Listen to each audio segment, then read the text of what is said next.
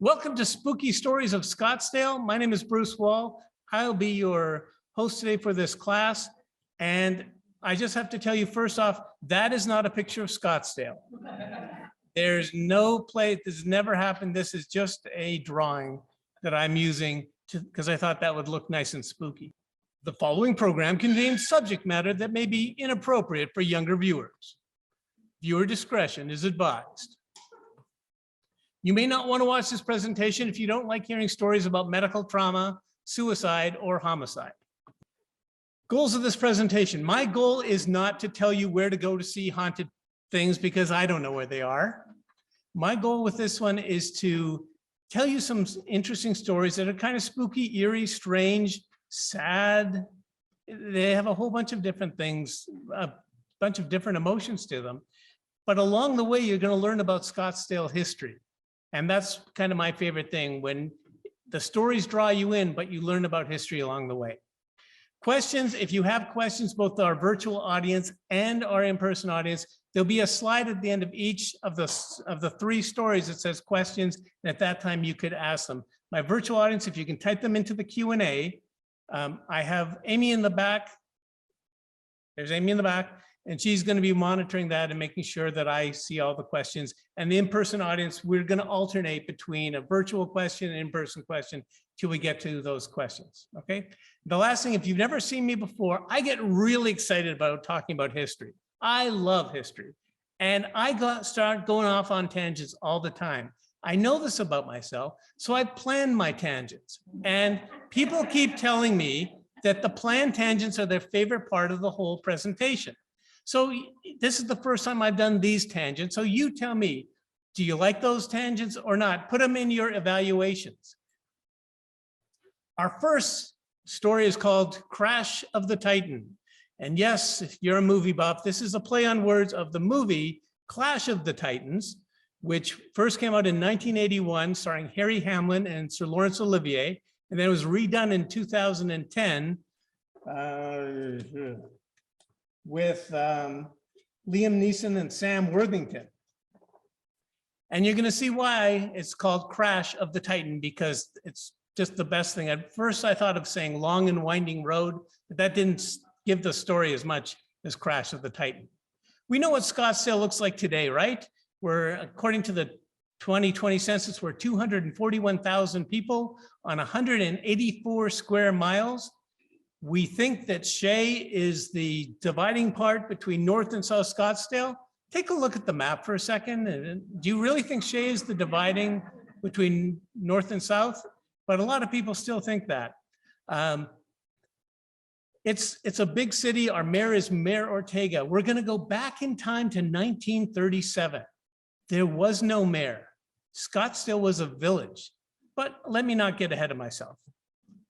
We're going to talk about historic Old Town Scottsdale, that area that goes between Scottsdale and Brown Avenues from Main Street to First Avenue. That square block is going to be the majority of our story for this one. Everything is going to come out from this. Let me point out a few things that you may be able to see or know. This area right here at Brown and Main, that is called Bischoff's Shade of the West, and right next to it is the Rusty Spur Saloon. And I believe the Rusty Spur is celebrating their 70th year in business this year. If you go across the street on the corner of Scottsdale Road, you see Gilbert Ortega's. There's other Gilbert Ortega's stores in the Old Town, but that's kind of the big one. I did want to point out, do you see this building across the street right here with this large raised section? That was the very first movie theater in Scottsdale. And that it was started by Malcolm White, our first mayor. And it's a cool little thing that's still there, still available. I also wanted to point out this area at Brown and Main, that is called Mexican Imports. It's owned by the Song family. And when we're about to go back in time, that building is still owned by the Song family. So let's start transporting back in time, and let's take a look at this square block in 1937. Looks a little different, don't you think? So Mexican Imports is now called J. Song's grocery store. It's right here. Where we have Bischoff Shades of the West, this is the Brown Mercantile. And where Brown Avenue is, that's right next to the Brown Mercantile. That's not a coincidence. We're going to talk about that in just a second. Where we had Gilbert Ortega's, back then, that area was the Mort Kimsey's Scottsdale. It was a gas station. And it was also the place where you go to pay your electric bill, because Mort Kimsey also ran the electric company for Scottsdale.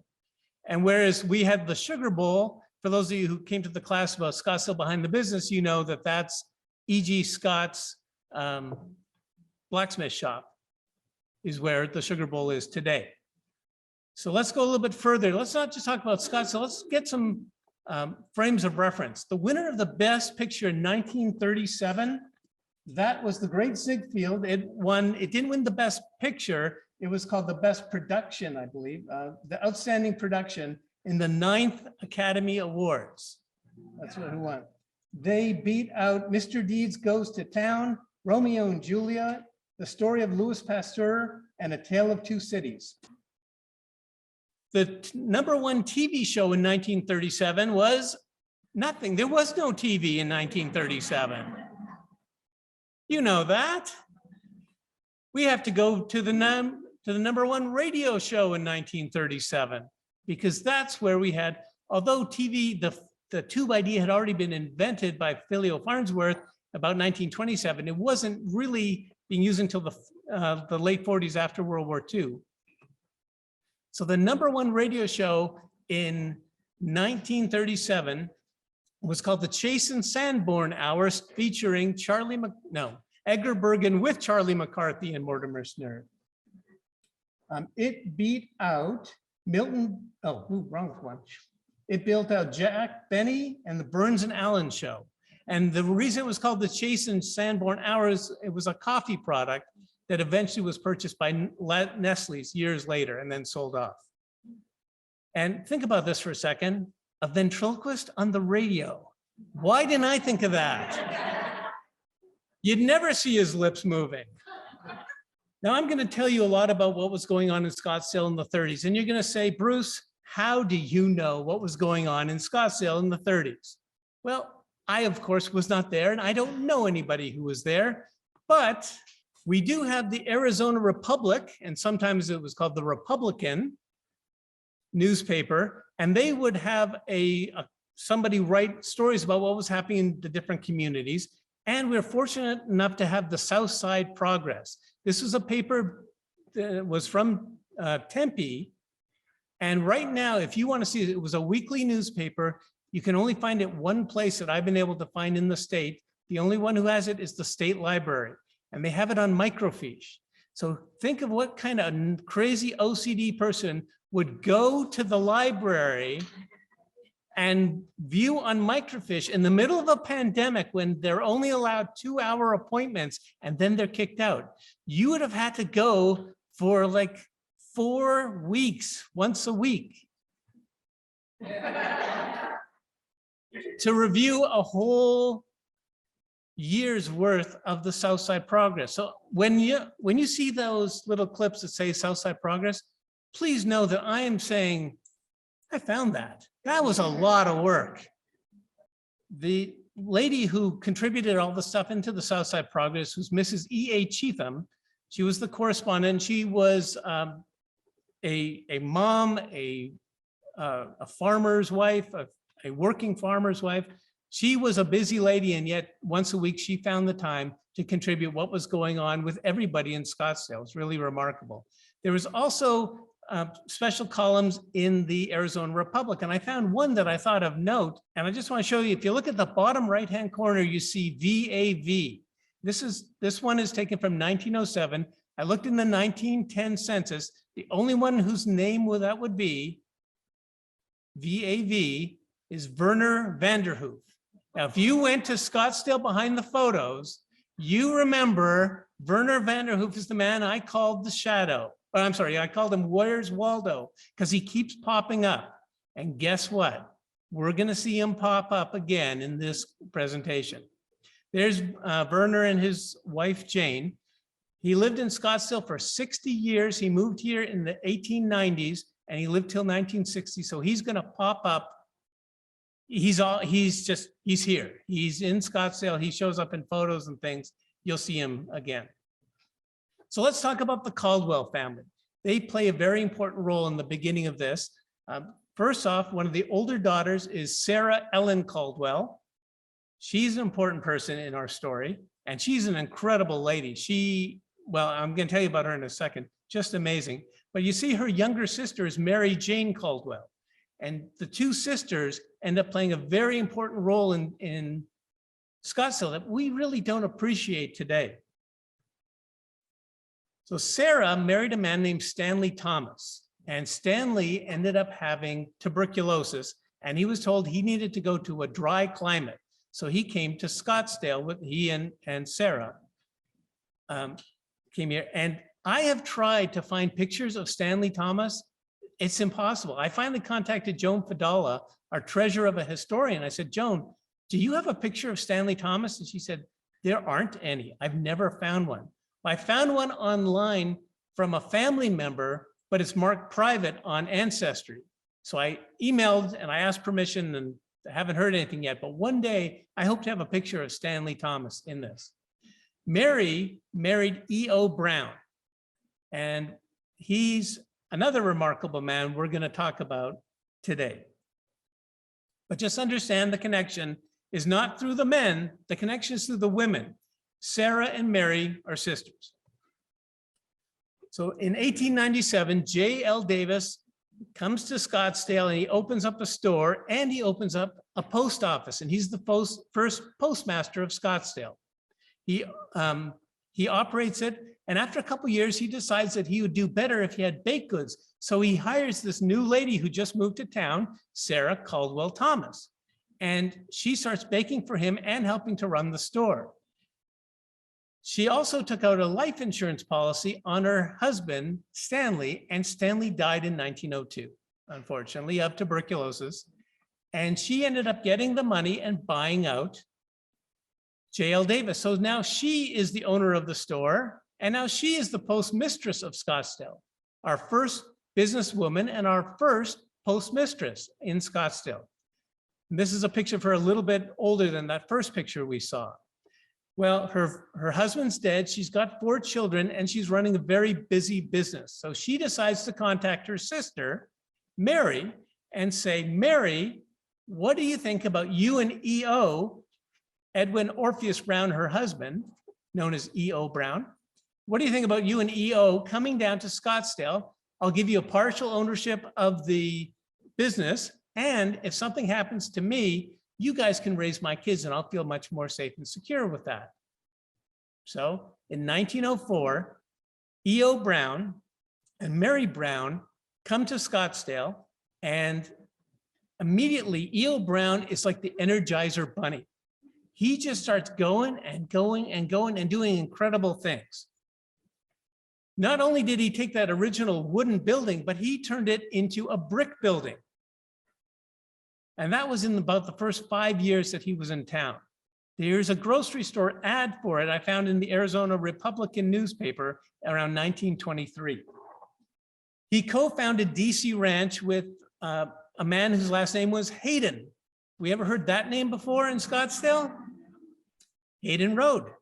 This is the man who Hayden Road is named after. He owned a farm on McDowell and Hayden Road, south of that, and his family was raised at that farm, but he also bought into DC Ranch. They bought the brand DC Ranch from Doc Crosby, and then they started the DC Ranch around 1915. They started the electric company. E.O. Brown partnered with Charles Miller, and he also partnered with W.M. Kimsey, whose son Mort ran the gas station where you'd pay your electric bill from. It's all connected. The 3 of them partnered after their wives insisted that they get electricity because they were tired of it being 1918 and they were still having to use gas lamps. So they were given the ultimatum and they did it. They started an electric company. This is the waterfall that's at Indian School in 56th Street, still to this day. He opened up Farmers State Bank in 1920 with another partner, and they operated until 1933.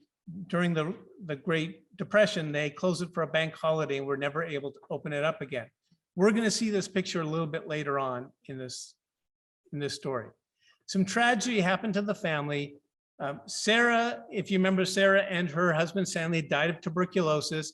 Mary ends up getting tuberculosis, and Mary ends up dying at the age of 47 in 1924. By this time, most of the Brown children and the Thomas children had already grown up and had already left the house. So I'm sure it was devastating, of course, but at least that E.O. Brown, now in his late 40s, didn't have to look after all these children all on his own. One of his sons, E.E. Brown, also known as Big Brownie, he ended up marrying the daughter of a lady who owned the Graves Guest Ranch, and that was Mary Graves. And the two parents, E.O. Brown and Mary Graves, started to hang out together a lot, family functions. They started finding out they really liked each other. Both of their spouses were no longer alive. And before you know it, E.O. Brown marries Mary Graves. So this is different than Mary Caldwell Brown. This is Mary Graves Brown. I know that's confusing. I didn't pick the names. That's their names. So I have a better picture, and I'll explain how that's Mary in a second. But it tells that the two of them got married. They ran off to Los Angeles to get married. So that was 4 years after the first Mrs. Brown had died. So the Graves Guest Ranch today would be Indian School and Scottsdale Road on the northwest corner. And it was Graves Guest Ranch until the 50s. So I've talked to people who remember it or moved to Scottsdale when there still was a Graves Guest Ranch, not by Mary. Mary wasn't alive anymore. So here's an old picture that shows there's Mary, and the driver is Mary's first husband, Edward Graves, who was about 15 years older than her, and he did die before. And the person in the passenger seat is Bill Miller, the son of Charles Miller. Charles Miller is one of the three guys who started the electric company.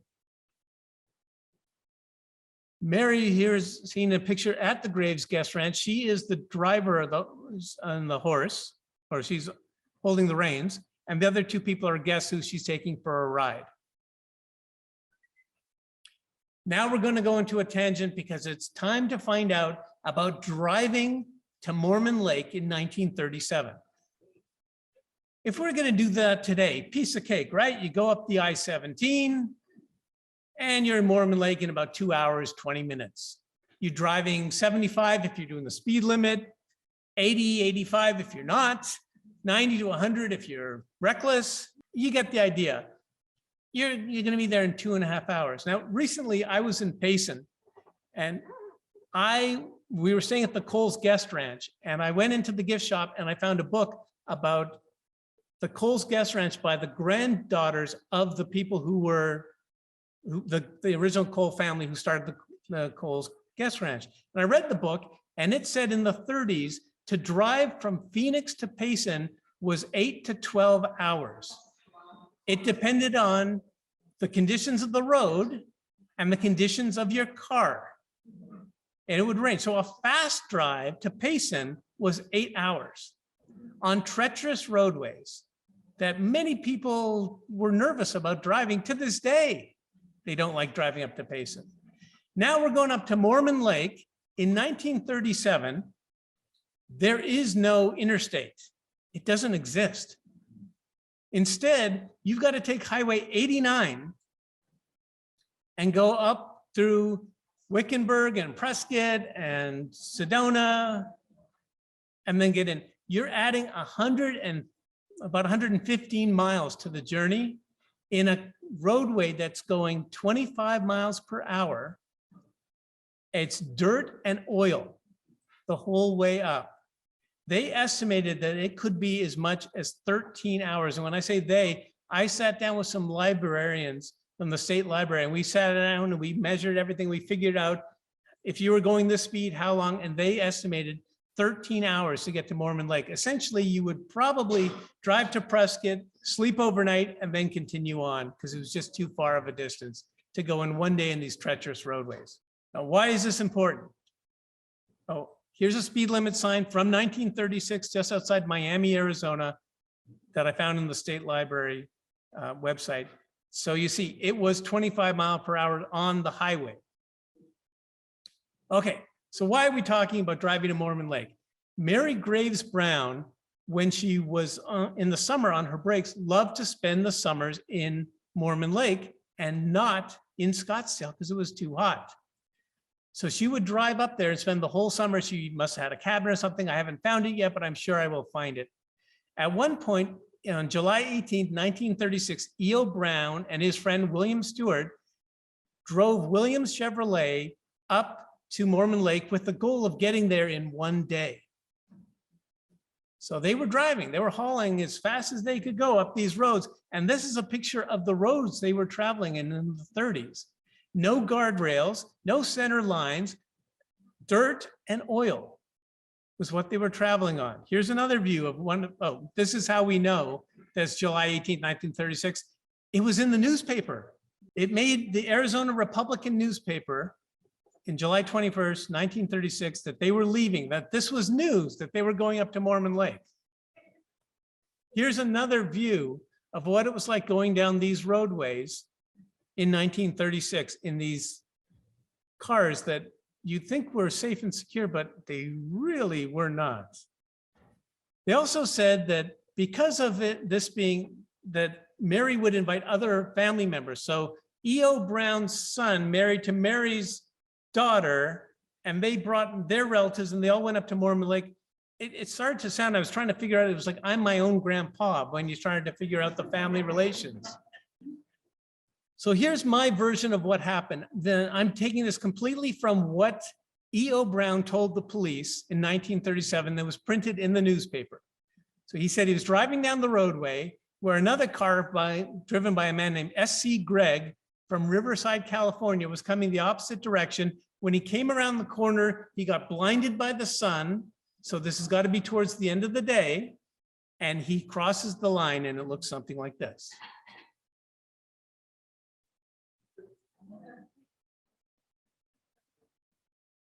Now, I'm thinking they're driving 25, 30, maybe they're going 40 max. And they're in these indestructible cars made of metal. How injured could he be? How injured could anybody be?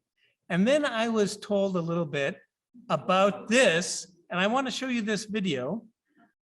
This is from the Institute for Highway Safety, did a study where they had two cars, they're going about 30, 35 miles per hour, collide head-on, side-on collision. A 1959 Bel Air versus a 2009 Chevy Malibu. Let me show you what happened.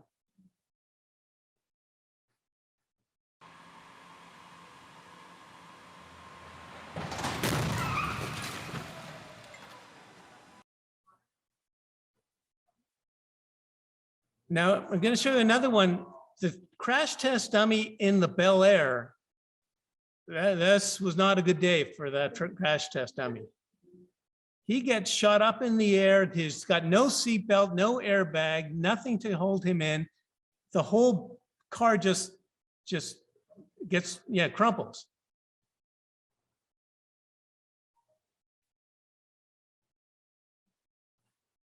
Now compare that to a 2009 Chevy Malibu.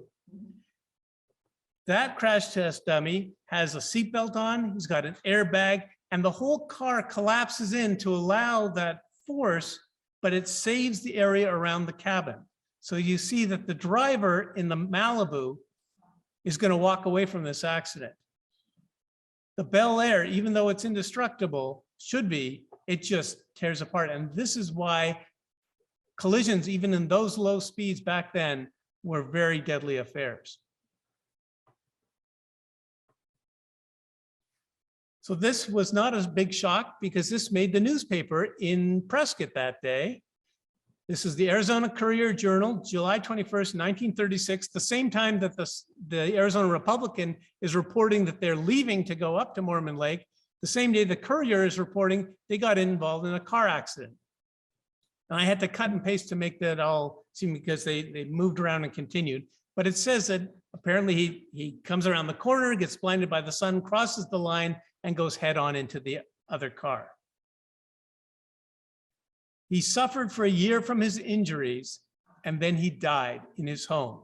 And this is the same picture I showed you before, but now this has been filled in by someone, I don't know who. I suspect maybe Joanne Handley had a hand in this. Thank you to whoever who did it, because now you can actually see where E.O. Brown's home is labeled on the picture.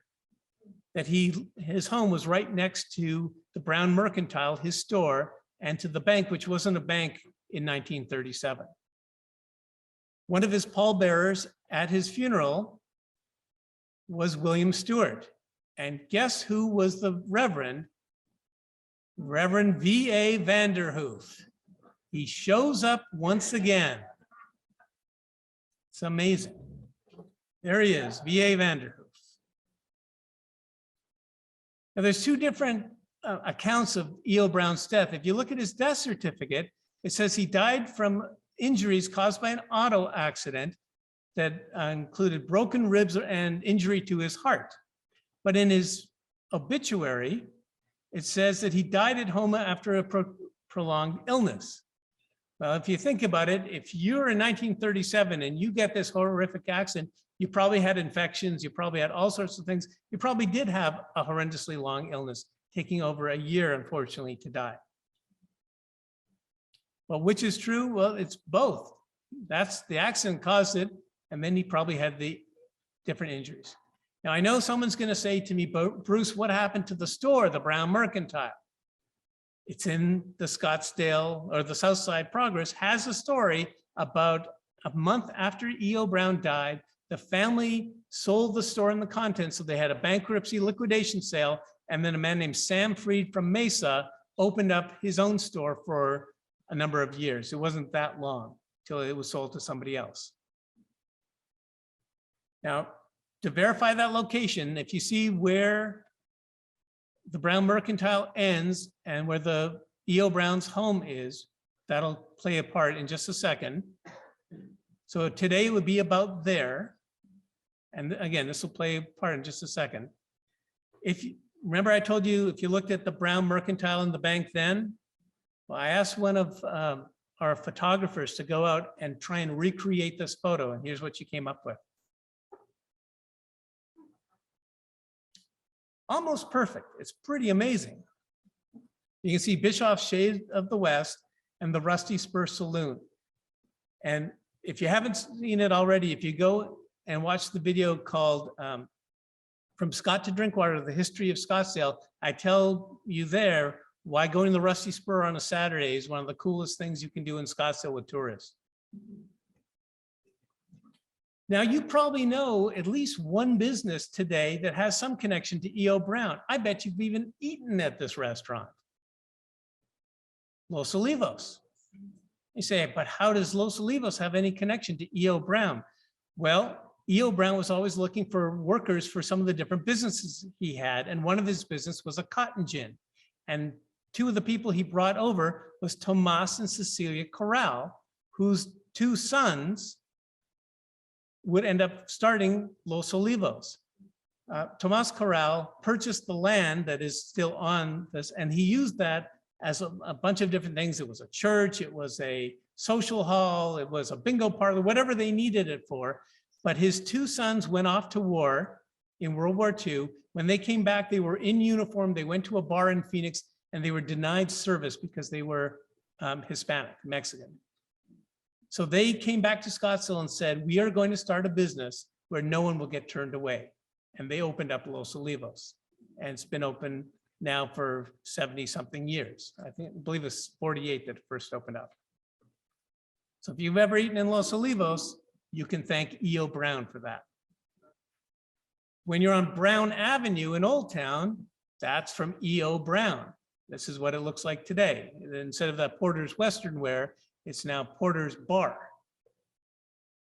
but all the things that are on Brown, the J. Chu Song, the Mexican Imports Today that used to be the grocery store, it's all on Brown Avenue. And now the next time you walk down Main Street, maybe pause in front of the Rusty Spur a second and see if you can hear someone calling out in pain as if it was E.O. Brown still suffering after all these years. Ooh. This is E.O. Brown's grave marker at Tempe Double Butte Cemetery, I believe. Sometimes when I've showed this to other people, they've asked me what happened to William Stewart. He ended up dying 5 years later of uremia, which is kidney failure. And he was buried in Ohio, where he was from, at a family plot. But it doesn't say if he was in Scottsdale at the time. I haven't been able to find his obituary yet. And some other times the other time I did this, people asked me what happened to E.O. Brown's businesses, DC Ranch, all the different things. DC Ranch and Brown's Ranch were taken over by his son, E.E. Brown, or Big Brownie, and he continued to operate the ranches until the 80s and 90s, till he died. We're going to move on to talk about The Big Shot. The Big Shot is our second story. It happens in 1956, but we always have to make a pit stop for 1 second in 1951, because that's when Scottsdale was incorporated as a town. June 21st, 1951, the very first mayor, backtracking for just a second, Phoenix was trying to annex Scottsdale. Scottsdale didn't want to be annexed. They filled out a petition and they presented the petition to the county saying the majority of people did not want to be annexed by Phoenix. And the county then established the town of Scottsdale, allowed it to be incorporated, assigned 5 people to be the first council, and those 5 people elected the mayor, and the first mayor was Malcolm White. And he was the mayor from 1951 until 1958. So let's go back to our cultural touchstones of 1956. The winner of the Best Picture in 1956, Marty, starring Ernest Borgnine. It beat out Love is a Many Splendid Thing, Mr. Roberts, Picnic, and The Rose Tattoo. I'm gonna get ready for this one. The #1 TV show in 1964, The $64,000 Question. That beat out I Love Lucy, The Ed Sullivan Show, and Disneyland. So this was the #1 song the week of December 25th, 1956. Interestingly, for those of you who came in early, I was playing the song list, the greatest hits of 1956, and this was the #1 song the whole month of December, and it's not even on. Every other song that year was an Elvis Presley song. And this is the one non-Elvis Presley song, it seemed like, and they didn't include it. In November, the #1 song was Love Me Tender. Before that was Don't Be Cruel and Hound Dog. All the way from August till December was an Elvis Presley song until this song. So the man we're talking about today is Hurley Pruitt. He was born in Arkansas, in Fayetteville, which is located in the northwest corner of Arkansas. And he was one of 2 sons. And he with his parents and brother moved to Arizona in 1915. His older brother was 3 years older. And it's time for a bit of a planned tangent, because his brother was John Henry Pruitt. And I want to read this to make sure I get this correct. He was in the Marines in World War I, and this read, in action at Blanc-Monc Ridge, France, October 3rd, 1918, Corporal Pruitt single-handedly attacked 2 machine guns, captured them, and killed 2 of the enemy. He then captured 40 prisoners in a dugout nearby. This gallant soldier was killed soon afterwards by shell fire while he was sniping at the enemy. He was the first person in Arizona to be awarded the Congressional Medal of Honor. And he got both the Army and Navy Medal of Valor. He's buried in Arlington National Cemetery. He is a hero. And in 1920, his parents were invited because the Navy decided to name a ship the USS Pruitt in John's honor. And that's on the left is his father, George. Remember the name George, it's going to play a part later in the story, George Pruitt, and his wife, I think it's Dion. No, it just says Mr. and Mrs. George Pruitt. And that's a picture from 1920 of the ship in the ocean. It was the last of the four-stack destroyers. It was converted to a mine layer in World War II, and after World War II was decommissioned. John was the name that Hurley Pruitt gave his son when he had a child. In 1947, Hurley Pruitt was hired as a Maricopa County deputy sheriff. Fast forward 4 years, the town of Scottsdale is incorporated, and they need a marshal, and they hire Hurley Pruitt. But he's not just the marshal, he's also the building inspector and the electric inspector. I'm guessing that Hurley got a little bit of extra money for doing 3 jobs instead of 1.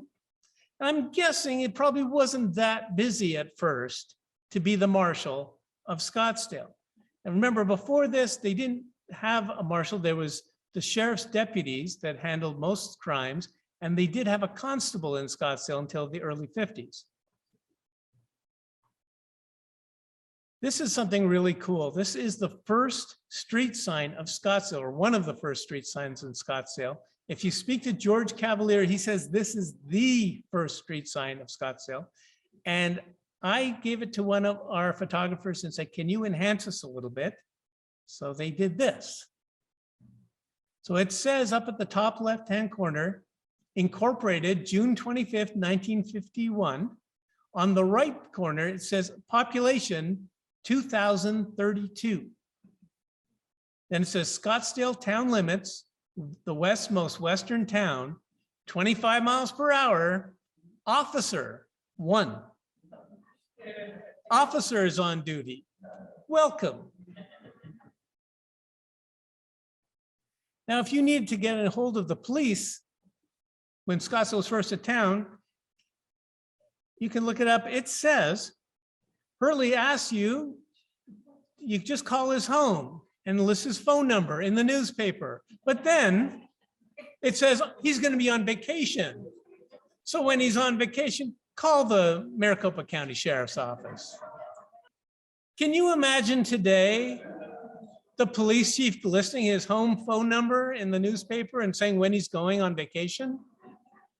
It would not happen. He tackled issues of his day. He went after petty burglars. Now, again, if it was a murder or something, the county sheriff's office would be called in. But if it was a small crime, he dealt with it. And in this article, it talks about that he came up with a thing called honorary probation. If you were a Scottsdale boy, usually a Scottsdale boy got into trouble, then what they would do is he would put you in honorary probation for 6 months. And that time he told your parents what you had done. Then he told your minister or priest what you had done. And they were essentially to watch out after the boys who had gotten in trouble. In this story, this child had been arrested and then put in honorary probation for stealing $7. That was a petty crime even back then, but a different way of handling it than today. He also, as the building inspector and everything else, had to deal with things that police don't have to deal with today. He had to inspect privies, outhouses. And this story says that the privies on Main Street are a mess. There's over 14 of them, and they're just terrible. It says, confidentially, it stinks. That's a quote from Hurley Pruitt. In 1953, Hurley finally said, look, I just don't have enough time for all to do 3 jobs. You're gonna have to hire you're gonna have to hire somebody else. So I haven't been able to confirm this with Joanne Handley, but I believe this is her grandfather, Walter Don, who got hired as the plumbing inspector in Scottsdale. And he was in the newspaper all the time. This one, he is with Malcolm White, the first mayor, is on the right, Hurley's on the left, and these two girls are Judy Yount and Bonnie Muir, and they have come up with a safety program to help bicycles. And they're presenting it to the marshal, and the marshal accepted, and it was a whole story in the paper. This one, he caught a prowler that was found in the home of a 13-year-old girl. And he figured out by two ways. One was a unique haircut the person had, and he remembers seeing the kid with that haircut. And then he had a distinctive cigarette. And this kid with a strange haircut had bummed a cigarette off him. And they found the marshal's own cigarette in the floor of this room. And that's how he connected it to that kid. He was involved in the biggest murder case in Scottsdale up until that time, the death of Jim Frederick, one of the town councilors, councilman, who was murdered in his room in his apartment. He was murdered in his living room in 1954. And this was front page stories in the Arizona Republic for 2 weeks every day. If you want to see more about this, check out the story Scoundrels, Rascals, and Cutthroats, part 1. I go into it in a whole bunch. And right before the pandemic, a historian contacted me. She has a different theory than what I propose for what this happens. And she's going to be publishing a book, hopefully soon, about the murder of Jim Frederick. So there'll be more information, and we might even have her come out and do a presentation for us. After 5 years as marshal, he received some bad news from his doctor. He was told cancer. At that time, cancer was treated with only surgery and radiation. There was no chemotherapy, and it wasn't always successful. So he got into a car with his wife. This was on Christmas Day of 1956. Here he's driving down, and he goes by Scottsdale High School. It's Indian School Road. And he pulls into the parking lot of Scottsdale High School with his wife in the car. He says, "Honey, I think I'm dying of cancer. I don't want to go through it. So I'm going to take care of it. I'm going to take myself out." And in front of his wife, he shoots himself on Christmas Day.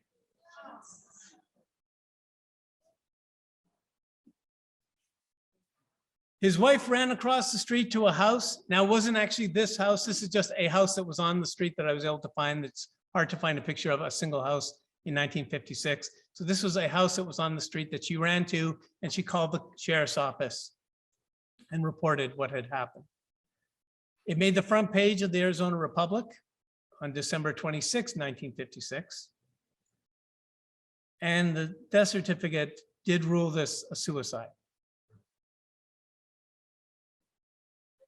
There was a tribute to Hurley in the local paper called the Arizonan. It was a weekly publication, and it had this picture of Hurley someone had drawn, and it said, "Hurley often said, if I can talk to that person, I know that person. And when I know that person, then he or she will not err." Now, there's never been a documented spirit credited to Hurley Pruitt.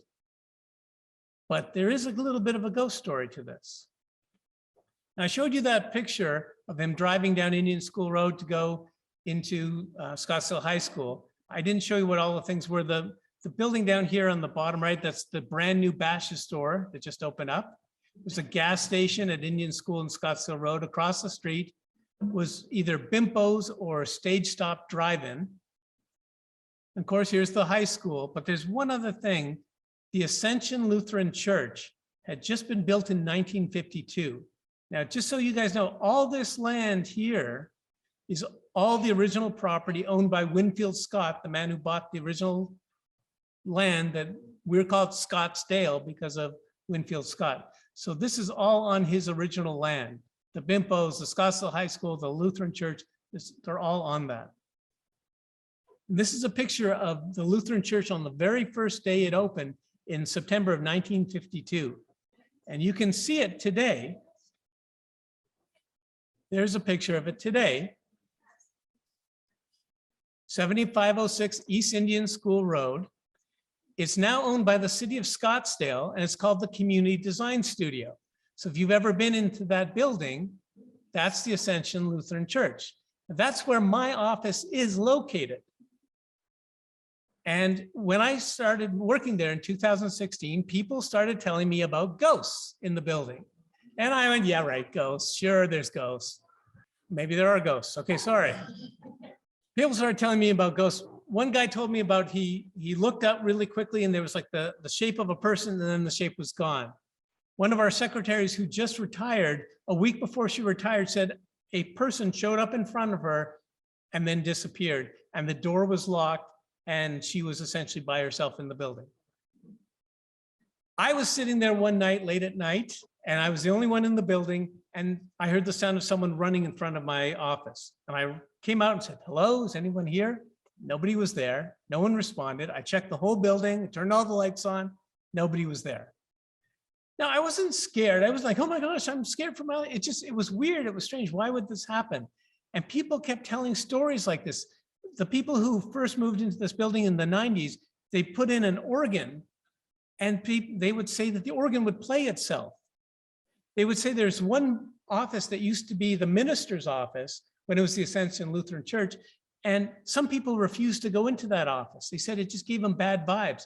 A dog brought in by one of the people who worked there would go and explore the whole building and talk to everybody and get patted, but refused to go into the pastor's office. So after I had my little run-in thing, one of the employees said to me, hey, you know what? The libraries have all been investigated by paranormal investigators. In fact, they're doing a story about that. They're going to do a presentation over in the Appaloosa Library. Why don't you go see what it's about? Maybe we could get it for the Community Design Studio.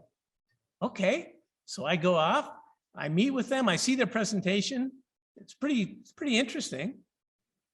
And I speak to them afterwards and I go through all the paperwork and everything and I have them come in. Now I have to say one thing right off the bat. They don't charge money for a paranormal investigation. No tax dollars were spent so that I could do this, have this paranormal investigation. But on January 13, 2019, Sonoran paranormal investigators came out and did an investigation of the Community Design Studio. Now, what they do is they set up cameras all around. Let me show you what it looked like. The lights are off on most of the rooms. They set up cameras all over the place, and they have these devices that can hear better than our human ears. And they go into different rooms and they ask questions and they record it, and then they play it back and they see if they can hear what the questions are and they're answered. And the picture on this one, that's showing the control center where all the cameras are into one feed so that they can see what's going on. And if you want to know more about the actual investigation, well, I'll tell you about that in just a second. Oh, this is the second. I actually tell the story in a podcast called Podsdale. It's an employee City of Scottsdale podcast for employees, and it's available to the public. You can actually go to YouTube and type in Podsdale and look for episode 14 called Haunted Scottsdale. And I tell the story about what it was like to have the investigation done. So we got into one room and we asked questions, and you couldn't hear it at the time, but they called me back and they said, we want to go back into this one room because we heard what we think sounds like a police officer or a military person. Why would you say that? They kept saying, yes, sir. And it was like the military, like they're always acknowledging the person who was asking questions, sounding very much like a military or police person. I said, Hurley Pruitt. He's just down the street. He died. So they go back and they ask him, what was your name? And what we could hear was Jeff or Jeffrey, Hurley, Jeffrey. I don't think so, but this is the telltale one. What was the name of your father? Do you remember what his name was? His name was George. And you could clearly hear Patrick. You can't miss Patrick for George. It just doesn't work. So it's not Hurley or it's Hurley playing a joke on me. So what was our conclusion? Not Hurley. So this is a ghost story without a ghost, unfortunately. This is where Hurley is buried. This is his grave marker at the Camelback Cemetery in Paradise Valley. Interestingly enough, imagine if you're Shelley, his wife. He killed himself in front of you on Christmas Day while you were in a car and couldn't go anywhere. And then 25 years later, you die and you've never remarried and you choose to get buried next to him. That's interesting. And they put in together life of devotion with love, there's no parting. The question is, what happened to his wife? We don't really know. I couldn't find a lot about her, except that I know she died in 1981. She never remarried. I never found anything of her remarrying. And I couldn't find anything like of where she lived, of her purchasing a house. Oh, and then the other one was, what happened? How did they replace Hurley when he died? By the time that he died, there were 3 or 4 deputy marshals, and they took the most senior deputy, who was a man named Red Cooper, and Red Cooper was made the next marshal of Scottsdale.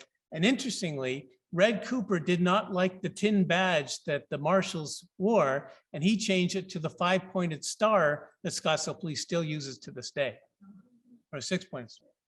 The question is, where's the Camelback Cemetery and who maintains it? It's located about, there's that Kiva Elementary School, and then there's Temple Solel, and it's right across the street on the north side of the street.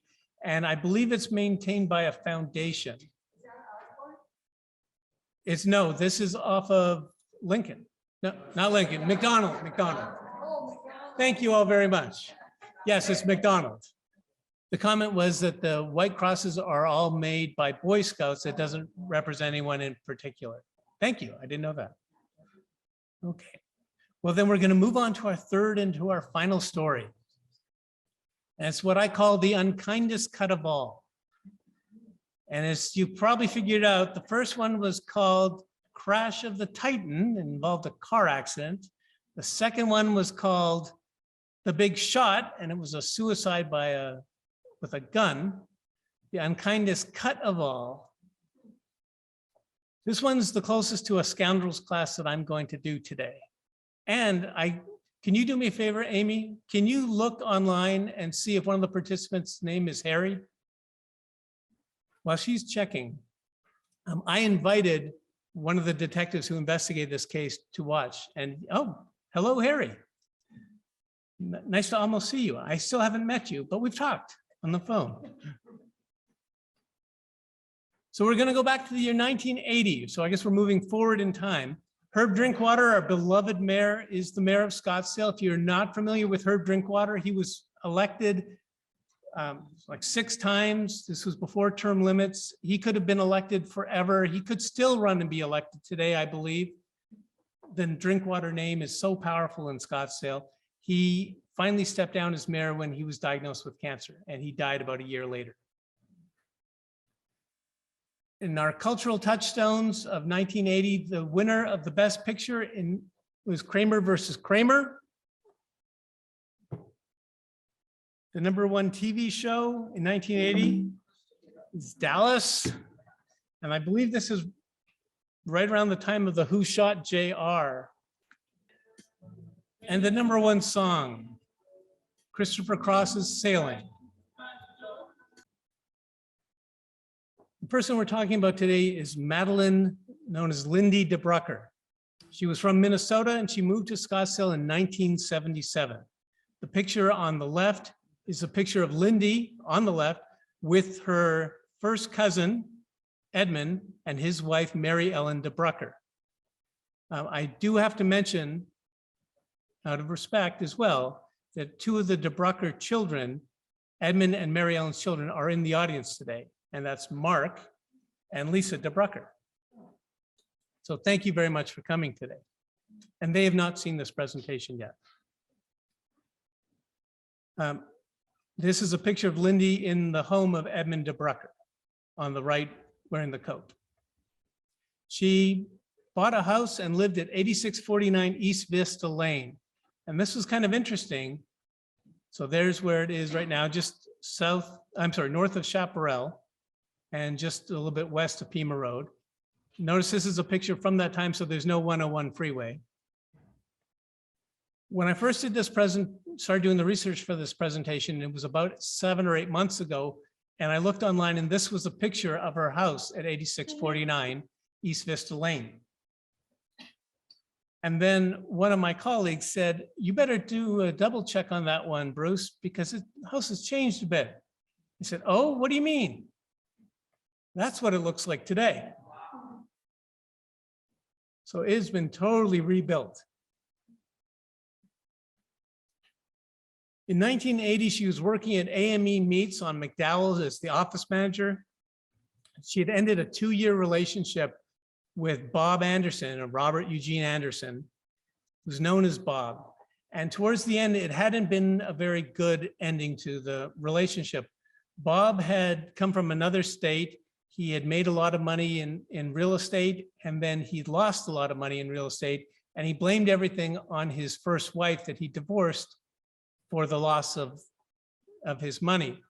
And then as the relationship started to sour with Lindy, he started blaming Lindy for taking all of his money. At the time that this happened, Bob Anderson was working as a delivery man for I believe for a furniture store. So here's the time sequence. August 19, 1980, he breaks into Lindy's house, finds the keys to her car, and steals the car. It was a 1975 Cadillac Coupe de Ville. The next day, one of the neighbors calls Lindy at work to say that Bob is in her house. So she calls the police and then she heads down there. When the police confront him, he refuses to say anything about the car until they start talking about him getting arrested. Then he admits the car is one street over. And as he's being led away in handcuffs, he's yelling at Lindy that he's going to get her. And the neighbors comment about this. And Lindy said, you know, he's never been violent. He's just drunk. I'm not worried about it. On August 24th, 1980, Robert Anderson gets released from jail and he goes right to the area around Chaparral, and he gets pulled over by a Scottsdale police officer after a citizen says, this guy's just walking around acting kind of strange. He's wearing a white t-shirt that says MCSO, Maricopa County Sheriff's Office, and he's wearing blue jeans. Now, the picture I showed is just a photo of a guy. It's not Bob Anderson, and I put the MCSO over top of it. It's just to show that the description will play a very important part in the case.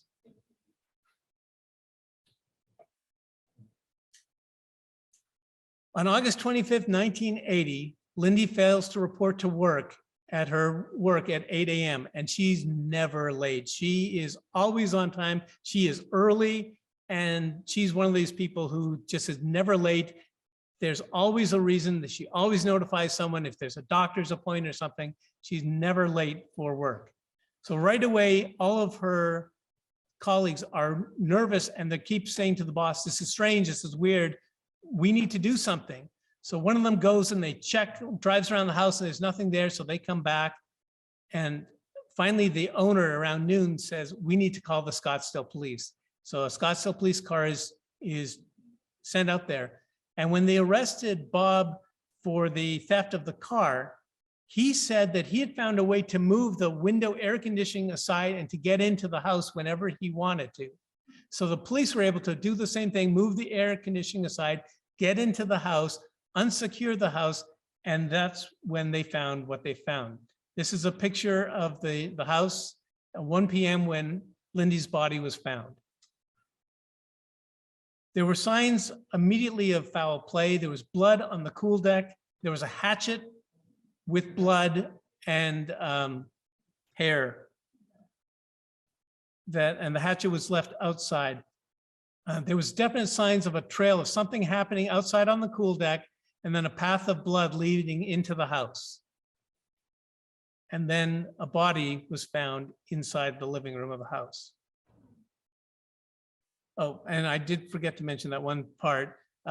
It was not just a hatchet, there was also a claw hammer. So it appeared that she had been struck multiple times by both the hatchet and the claw hammer. When they searched the house, the officers found a pile of clothing that were blue jeans and a white shirt with MCSO. A witness reported seeing a man climbing over the fence using a ladder between 8 and 9 in the morning. Shortly after the murder, Bob purchased a ticket to Los Angeles and flew there. When he arrived, he had been drinking before the flight, he'd been drinking on the flight, and when he got to the airport, he continued to drink, and he called his sister and said, "I think I did something to Lindy." She said, "I couldn't understand what he was saying. He was slurring his words. He was really drunk." So after a while, he decided to fly his way back to Phoenix, and he decided that he was going to turn himself in. But before he did that, he decided he was going to get really drunk. So maybe he wouldn't remember anything for the first couple days. So he stops off, he gets the car from the airport, and he drives to an Exxon station at University and Rural. And here's a picture of it from 1981. And he gets gas, and he uses Lindy's credit card to pay for the gas. The owner of the station sees the name, saw the story about the death of Madeline DeBrucker, and calls the police. Scottsdale police respond, and they start searching the area of hotels in Tempe. And when they go in the back of the Howard Johnson's hotel, they find Lindy's car, her Coupe de Ville. When they go inside, they find Bob Anderson is in room 105. He's very drunk, and he has the victim's car keys, the victim's credit cards, and the victim's jewelry. So he gets arrested, and that makes the newspaper. August 27th, 1980, Arizona Republic. He's arrested for this grisly murder. And he's interviewed by Detective Cipriano and Bingham. And that was Detective Harry Cipriano that I was saying hello to earlier, who was watching this presentation. It's Harry on the left and Bingham on the right. And in the course of the interview, he keeps talking about that he doesn't remember a lot. He thinks he did something. He's something about a hatchet. He couldn't really say a whole lot about. And the comments from the detectives were that they think he was still impaired at the time they were talking to him. They went back and interviewed him later when he was more sober, and he essentially gave up the story. He pleaded no contest to second-degree murder and was sentenced to 18 years in prison at Maricopa County Superior Court. This is a picture of Detective Cipriano taking him to court. Lindy's obituary was in the local paper, and according to the custom at the time, and I think still today, they said that she died at her home. They didn't mention of the nature of the murder. Where are they now? This is what I do with the scoundrels classes. Lindy is buried in the Paradise Memorial Gardens Cemetery. And if you've ever tried to find something, ask for help. It's almost impossible to find this if you don't know where it is. Just telling you from personal experience. Harry Cipriano retired from the Scottsdale Police Department in 1994 and lives in Texas. Chris Bingham retired as a captain from the Scottsdale Police Department, and he's kind of fallen off the radar. We don't really know where he is. The old detectives, there's a group of old detectives called the Dinosaurs, and they meet together and they have breakfast, and that's where I go and hear a lot of the stories that I hear. And nobody seemed to know what happened to Chris Bingham. Robert Anderson was released from the Arizona Department of Corrections on February 2nd, 1995 after serving his sentence. And at that point, nobody really knows. He just sort of fell off the face of the earth. I asked the detectives, they don't know, couldn't find anything about him. If he was alive, he'd be 84 years old. But I can find nothing, like not owning property, not dying, nothing about him. When I asked the family, they thought he died in prison, but there's the paperwork of him being released. And now it's time for a bit of a surprise planned tangent. And he doesn't know this is happening. So Lindy DeBrucker's cousin is Scottsdale Fire Department Battalion Chief Mark DeBrucker, who's sitting in our audience today. One day, Mark is driving down Frank Lloyd Wright at the 101, and he stopped at a red light, and all of a sudden a U-Haul flies through the intersection, and then I believe it hit a car, and the driver gets out holding a bag. And I got to explain something. This driver is about 6'4", and he weighs about 250 pounds, and he looks like he could lift me like one-handed. Just looks, the description, he's huge. Mark is he's not tiny, but this guy's got about 5 inches and about a foot of arm distance on him. And Mark goes after the guy because the guy starts trying to carjack cars around. And Mark said, all I can imagine is some kid was in the car and the mom gets forced out of the car and they carjack a car with the kid in it, and I couldn't live with myself. So he takes on the bank robber that he doesn't know is a bank robber. He thinks it's a carjacker. So the fight is on, and I guess this guy wanted no part of Mark. I guess they exchanged some blows, and the guy finally runs on Mark, and he runs to a car wash. Well, Phoenix police shows up with a bunch of cars at this time. They tase him, take him into custody, and he's arrested. And this is a picture from Channel 3. Mark was on the news that night of saving the day, catching the bank robber as a firefighter, not a police officer. So my hat's off to you, sir. You know, sometimes people live on in statues, sometimes they live on in monuments. And sometimes they live on in that part of goodness in a person. And I'd like to think that Mark has a little bit of that, of his cousin Lindy in his heart that said, I'm not going to let any child get carjacked on my watch. And he took on this big, huge bank robber. So I think in a way, Lindy lives on in Mark. Well, I want to thank you all for coming. I hope you learned something about Scottsdale and enjoyed it. Have a great day, everyone. Goodbye.